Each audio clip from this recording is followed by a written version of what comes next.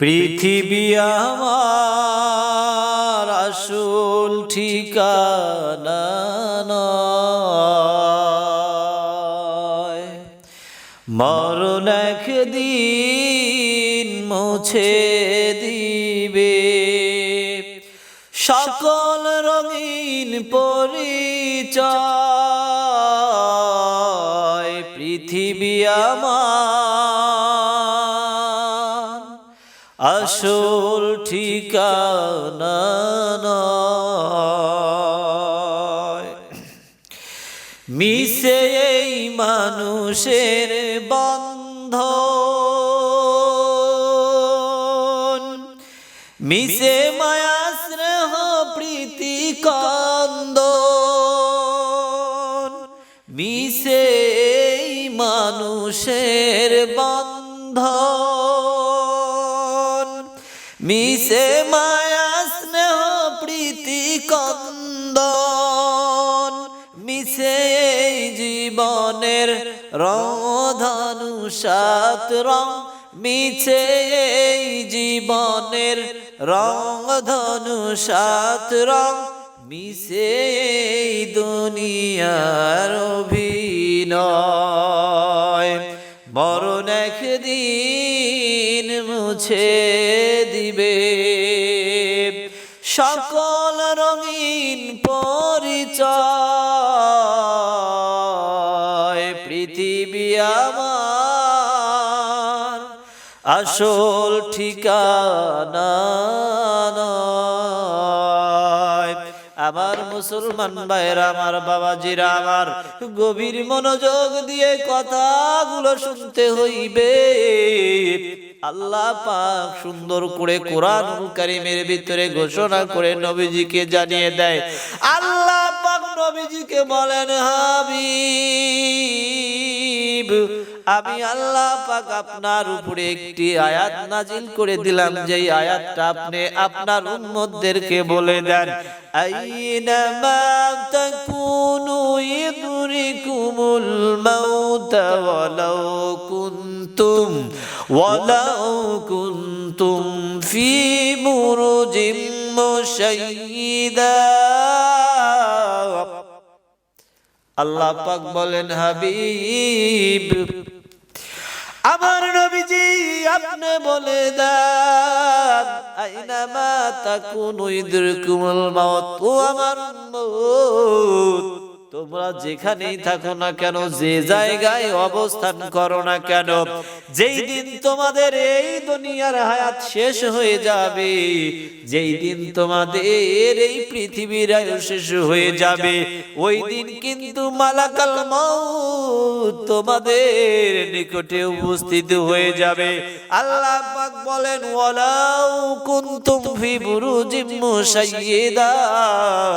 নবীজি আপনি বলে দেন, আমার বান্দাগুলো যদি মরণের কাছ থেকে বাঁচার জন্য যদি তারা সুদীর্ঘ প্রাচীরের ভিতরে অবস্থান করে, ও নবীজি আপনি বলে দেন, মরণ কিন্তু সেখানেই তার হয়ে যাবে, কোথাও বাঁচতে পারবে না। আমার বন্ধুগণ, মরণ থেকে আমরা যদি কেউ বাঁচতে না পারি, যদি মালাকাল মাউত আজরাইল আমার আপনার কাছে চলে আসে, বলেন তাহলে হুকুম মানার প্রয়োজন আছে না নাই? যেহেতু জীবনের মালিক আমার আল্লাহ, হায়াতের মালিক আমার আল্লাহ, মউতের মালিক আমার আল্লাহ, হায়াত রয়েছে, অতএব হায়াতটা কাজে লাগানোর প্রয়োজন আছে না নাই? হায়াত পেয়ে যদি আমরা আল্লাহ পাকের গোলামি করি, আল্লাহ পাকের যদি দাসত্ববানা করি, তাহলে মরে গেলে সবাই যখন পর করে দিবে, সাদা কাফনের কাপড়ে পেঁচায়া যখন চকলেটের মতো মোড়ায়া, ওই যে কবরস্থান 3.5 হাত মাটির ভিতরে যখন আমাকে আপনাকে রেখে সবাই যখন চলে আসবে, এই নামাজ কিন্তু আমার আপনার সঙ্গী হয়ে আমার আপনার পাশে থাকবে। আমার বন্ধুগণ, আল্লাহ পাক নবীজিকে বলে, হাবিব আপনি বলে দেন মানুষগুলো কেন আমি আল্লাহ পাকের গোলামি করে না, কেন দাসত্ব পানা করে না? ও নবীজি, কার মায়ায় বান্দাগুলো আমি আল্লাহ পাকের গোলামি করে না? যখন এই বান্দার মরণের সময় হয়ে যাবে নবীজি, এই মানুষগুলো যদি জানতো, এই মানুষগুলো যদি বুঝতো, এই মানুষকে যখন আমি পৃথিবীতে সৃষ্টি করে দিয়েছি, যখন মায়ের গর্ভে থেকে দুনিয়াতে আমি আল্লাহ পাক প্রেরণ করে দিলাম, ওই সময় বান্দার সঙ্গে 4 জন ফেরেশতা আমি নিযুক্ত করে দিলাম। কয়জন? 4 জন ফেরেশতা আমি নিযুক্ত করে দিলাম। আমার আল্লাহ পাক নবীজিকে বলেন, হাবিব আপনি বলে দেন 4 জন ফেরেশতা বান্দার সঙ্গে সব সময় থাকি। যখন বান্দার মৃত্যুর সময় হয়ে যায়, বান্দার যখন এই পৃথিবীর আয়ুটা শেষ হয়ে যায়, আল্লাহ পাক বলে এই 4 জন ফেরেশতার ভিতরে সর্বপ্রথম যেই ফেরেশতা, এই ফেরেশতা হলো বান্দার কাছে এসে সালাম দেয়, আসসালামু আলাইকুম, ও অমুক, তোমার হয়তো আজকে পৃথিবীর হায়াতে শেষ হয়ে যাবে। ও আল্লাহর বান্দা, আল্লাহ পাক যেই দিন তোমাকে এই দুনিয়াতে পাঠিয়েছেন, ওই দিন আল্লাহ পাক আমাকে তোমার সঙ্গে দিয়েছেন। আমি আল্লাহর ফেরেশতা তোমার এই পৃথিবীতে খাদ্যের ভার নিয়েছিলাম, রিজিকের ব্যবস্থার জন্য। আল্লাহ পাক তোমার জন্য আমাকে নিযুক্ত করে দিয়েছিল। ও আল্লাহর বান্দা, আজকে সারা পৃথিবী এবং 7 তলা আসমান জমিন সব জায়গায় খোঁজাখুঁজি করলাম, এমন একটা জায়গা নাই যেই জায়গায় আমি ফেরেশতা যাই নাই, কিন্তু কোথাও তোমার জন্য 1 ফোঁটা রিজিকের, 1 ফোঁটা খাদ্যের ব্যবস্থা আমি করতে পারলাম। তার মানে কোথাও যেহেতু খাদ্যের ব্যবস্থা করতে পারলাম না, তার মানে বুঝতে বাকি নাই এই পৃথিবীতে হয়তো তুমি আর থাকতে পারবা না। প্রথম নাম্বার ফেরেশতা বলে, তোমার সঙ্গে এতদিন ছিলাম, আজকে থেকে তোমার আমার বিচ্ছেদ হয়ে গেল, আমাকে বিদায় দাও, আমি আজকে তোমার কাছ থেকে বিদায় নিয়ে চলে যাব।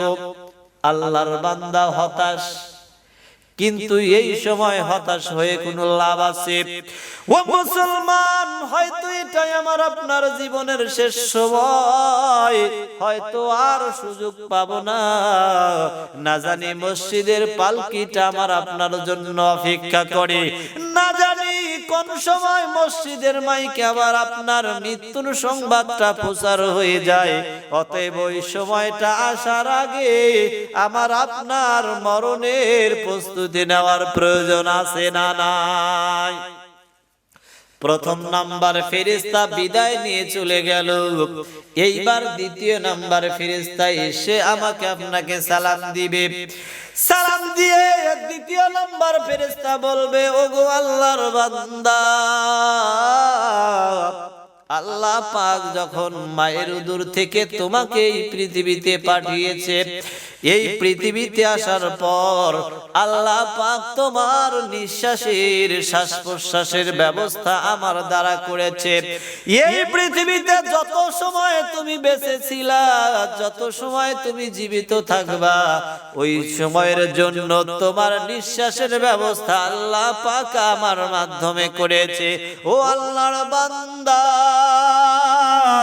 কিন্তু আজকে আশ্চর্যের বিষয়, সব জায়গায় খুঁজলাম, তছনছ করে দেখলাম, কিন্তু তোমার জন্য কোথাও 1 ফোঁটা নিঃশ্বাসের ব্যবস্থা আমি করতে পারলাম না। 7 আসমান জমিন সব জায়গায় তছনছ করে খোঁজার পর তোমার জন্য যখন কোনো নিঃশ্বাসের ব্যবস্থা করতে পারলাম না, তার মানে হলো তোমার আয়ু হয়তো শেষ, তুমি অল্প সময় পরেই পৃথিবী থেকে বিদায় নিয়ে চলে যাইবা। বান্দা হতাশ। প্রথম নাম্বার ফেরেশতা চলে গেল, দ্বিতীয় নাম্বার ফেরেশতা বিদায় নিয়ে চলে গেল, বান্দা হতাশ, বান্দার মনের ভিতরে অস্থিরতা কাজ করে। আমার ভাইরা, এই সময় আমার আপনারও কিন্তু চলে আসবে। যারা পৃথিবী থেকে বিদায় নিয়ে চলে গেছে এই কঠিন দিন থেকে কিন্তু তারা মুক্তি পেয়ে গেছে, তারা তো এই যন্ত্রণা থেকে মুক্ত হয়ে চলে গেছে। কিন্তু আমি আপনি যারা বেঁচে আছি তাদের সামনে এই ভয়াবহ দিনটা কিন্তু অপেক্ষা করে। এই দিনটা আসবে আসবে কোনো সন্দেহ নাই।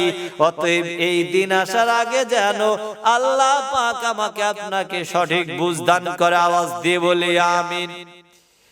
প্রথম নাম্বার ফেরেশতা চলে গেল, দ্বিতীয় নাম্বার ফেরেশতা চলে গেল। আমার আপনার চতুর্দিকে আত্মীয় স্বজন বিবি বাল বাচ্চা সবাই বসে কান্দে। কেউ মুখের ভিতরে ফলের রস দেয়, কেউ বা ফল খাওয়ানোর জন্য চেষ্টা করে। আমার আপনার মুখের ভিতরে চামচ দিয়ে ফলের রস দিবে, কিন্তু যদি ভিতরে না যায় তাহলে কেউ কিন্তু খাওয়াইতে পারে না। কতজন সর্বশেষে এসে চেষ্টা করে, আহারে মানুষটা মনে হয় আজকে পৃথিবী থেকে বিদায় নিয়ে চলে যাবে, একটু ফলের রস খাওয়ান। আমার বন্ধুগণ, জীবিত থাকা অবস্থায় ভালো থাকা অবস্থায় কেউ ফল নিয়ে আসে না, কেউ ফলের রস কিনে দেয় না। যখন পৃথিবী থেকে বিদায় নিয়ে চলে যাবে তখন কত আত্মীয় স্বজন কত কি নিয়ে চলে আসে। আমার ভাইয়েরা, 3 নাম্বার ফেরেশতা আমার আপনার কাছে হাজির হয়ে যাবে। প্রথম নাম্বার ফেরেশতা বিদায় নিল, দ্বিতীয় নাম্বার ফেরেশতা বিদায় নিল, তৃতীয় নাম্বার ফেরেশতা এসে সালাম দিবে, আসসালামু আলাইকুম। ও আল্লাহর বান্দা, আপনাকে যখন আল্লাহ পাক রূহের জগৎ থেকে মায়ের গর্ভে স্থানান্তরিত করে দিল, মায়ের গর্ভ থেকে যখন আল্লাহ পাক আপনাকে দুনিয়াতে পাঠাইলো, আল্লাহ পাক আপনার এই পৃথিবীতে যত পানির প্রয়োজন, কত ফোঁটা পানি লাগবে, এই দেখাশোনার দায়িত্ব আল্লাহ রাব্বুল আলামিন আমি ফেরেশতা আমার উপরে দিয়ে দিয়েছিল। ও আল্লাহর বান্দা,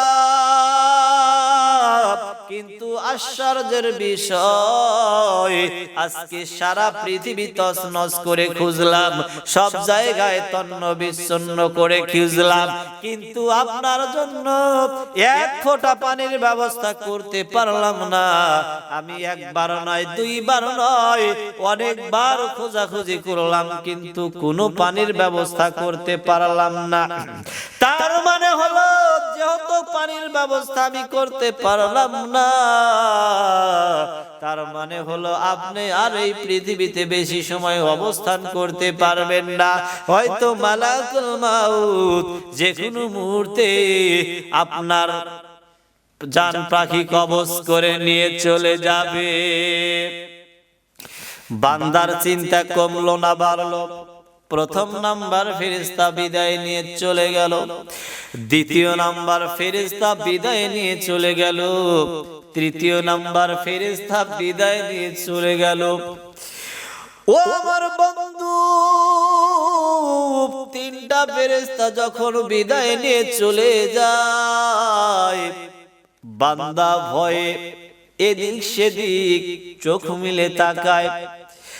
আমার আপনার চতুর্দিকে সবাই বসে থাকবে, কেউ বলবে হয়তো চলে যাবে, যাওয়ার পূর্বে সবাই রে শেষ দেখা দেখি যায়, কিন্তু ওই সময় সবাই কান্নাকাটি করে। আমার আপনার কি অবস্থা হবে কেউ কিন্তু সেইটা জানে না।